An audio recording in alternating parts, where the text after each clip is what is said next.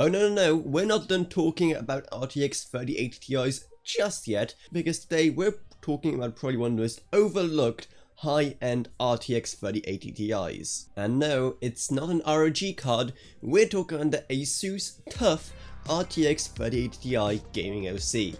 Yeah, that's right, for a second you probably forgot that ASUS's TUF line even exists, haven't you? Because while ROG has been hogging up all the mindshare, TUF has been quietly minding its own business, not really doing too much of anything interesting. And with the brand new RTX 3080 Ti, well, it continues to do so. It is pretty much just an ROG Strix card from ASUS, but less so.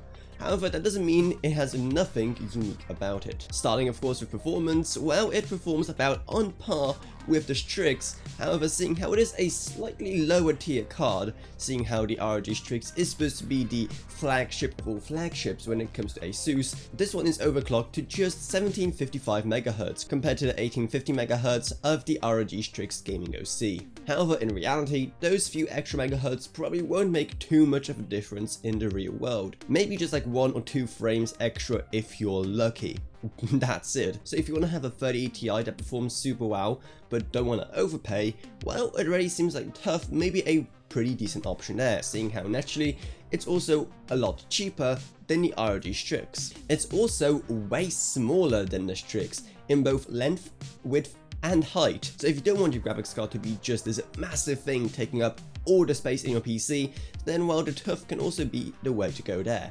However, that also is a bit of a double-edged sword, seeing how on one hand it means you're getting a nice, way smaller graphics card, and of course that also means way less GPU sag, but on the other hand that just means less heatsink and just less overall surface area that can dissipate heat from this thing. And as far as differences go between the two cards, I mean, that's really it. I mean, if you want to just know more about what ASUS does with their lineup of RTX 3080 Ti's, then just check out my previous video talking about the RTX 3080 Ti Strix. I mean, they even have the exact same display outputs at the back, 3 display ports and 2 HDMI, which is always great to see. Though probably one of the biggest differences is in the looks, because the ASUS TUF goes for a way more minimalistic and all black look, which is going to be great for people who aren't a big fan of the grey highlights on the ROG Strix itself.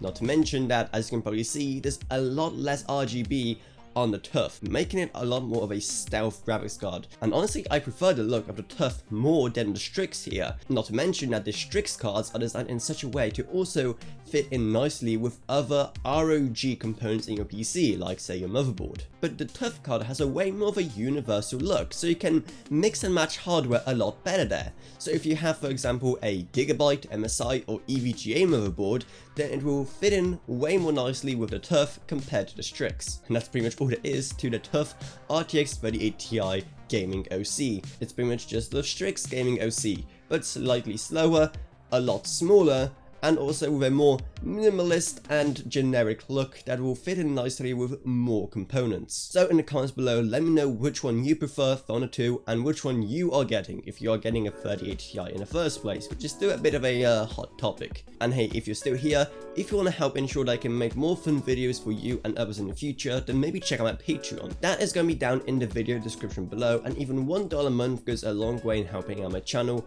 and allows to make way better videos along with videos on way more interesting topics. I mean, come on, it's just $1 a month. It's a fraction of the price of, say, a game or even a movie ticket, but it has the same guarantee of providing you tons of entertainment value in the future.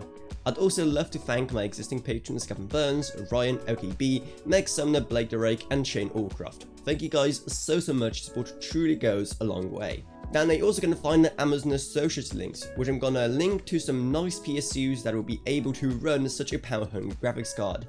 Then there's also our Discord server if you want to talk to me or others at this or whatever else really, plus also our social media links as well. But anyway, that's what it, so I hope you enjoyed this video.